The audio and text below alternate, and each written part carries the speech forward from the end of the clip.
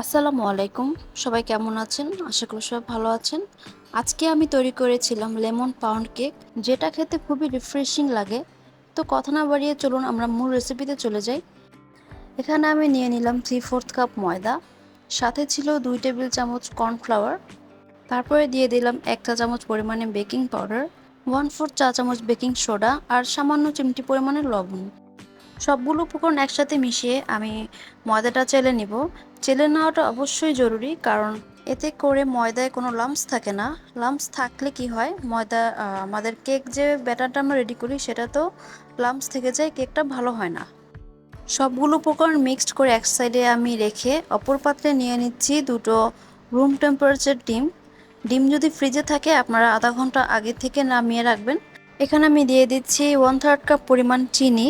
চিনির পরিমাণটা আমি আমার পছন্দ মতো করে দিয়েছি, আপনারা আপনাদের পছন্দ মতো দিবেন। তারপরে দিয়ে দিলাম আমি লেবুর রস, আপনারা চাইলে ভিনেগারও দিতে পারেন, কিন্তু যেহেতু লেমন কেক তাই আমি লেবুর রসটা ইউজ করলাম। তারপরে আমি ডিমটা বিট করে নিব। আপনারা চাইলে হ্যান্ড হুইস্ক দিয়েও করতে পারেন, কিন্তু হ্যান্ড হুইস্ক দিয়ে করলে একটু সময় লাগে। ডিমটা বিট করতে করতে এক সময় সাদা ক্রিমের মতো হয়ে যাবে, এই যে এরকম টেক্সচার হয়ে যাবে। এরকম টেক্সচার হলে বুঝতে হবে যে আমাদের ডিমের ফোমটা একেবারে রেডি। ডিমের ফোমটার মধ্যে এখন আমি দিয়ে দিচ্ছি 1/4 কাপ পরিমাণ ঘি, 1 টেবিল চামচ পরিমাণ লেমন এসেন্স, সাথে হাফ চা চামচের মতো ভ্যানিলা এসেন্স। ভ্যানিলা এসেন্সটা দিলে কি হয়, এতে করে ডিমের যে স্ট্রং ফ্লেভারটা সেটা আর আসে না। সব কিছু আমি 10 সেকেন্ড সময় ধরে বিট করে নিয়েছি। বেশি সময় ধরে বিট করলে কি হবে, এতক্ষণ ধরে যে আমরা ফোমটা ক্রিয়েট করলাম পুরো ফোমটাই নষ্ট হয়ে যাবে। তারপরে সবকিছু আমি আবার ভালো মতো করে একটু মিক্সড করে নিচ্ছি। সবকিছু ভালোভাবে মিক্সড করার পর আমি কেকের শুকনো উপকরণগুলো দিয়ে দিচ্ছি।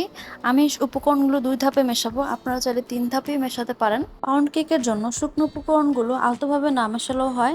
স্পঞ্জ কেকের ক্ষেত্রে আমরা দেখে থাকি যে শুকনো উপকরণগুলো আলতোভাবে মেশানো হয়।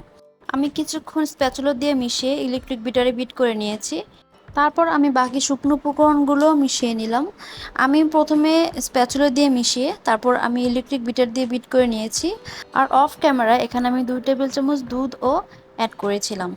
এবার কেক মোল্ডে একটি বেকিং পেপার বিছিয়ে তেল ব্রাশ করে আমি কেকের ব্যাটারগুলো ঢেলে দিচ্ছি।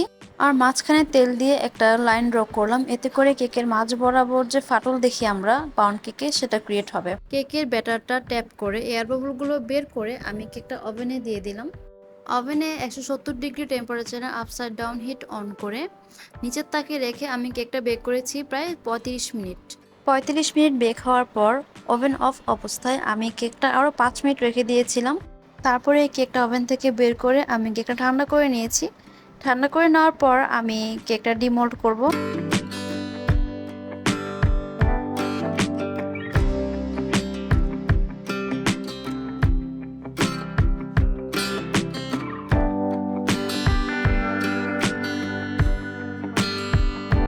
এখন আমি আপনাদেরকে কেকটা কেটে দেখাচ্ছি। কাটা দেখে তো নিশ্চয়ই বুঝতে পারছেন যে কেকটা কত সুন্দর সফট হয়েছে। আর কেকটা খেতেও মাশাআল্লাহ খুবই মজা হয়েছিল। মিষ্টির পরিমাণটাও ঠিক ছিল, সবকিছুই ব্যালেন্স ছিল। তবে একটা কথা এখানে বলে রাখা ভালো, যে আপনারা যার রেসিপি ফলো করেন না কেন সম্পূর্ণ তার রেসিপি ফলো করবেন। এভাবে যদি করে আপনারা কেক বানান তাহলে আপনাদের কেক 100% পারফেক্ট হতে বাধ্য। তো কথা বলতে বলতে আমি কেকের অর্ধেক পরিমাণটা কেটে ফেললাম। কেটে আপনাদের দেখিয়ে দিচ্ছি কেকটা কত সুন্দর সফট হয়েছে। 2 ডিম দিয়ে কেক বানালে এই মেজারমেন্টটাই ঠিক আছে।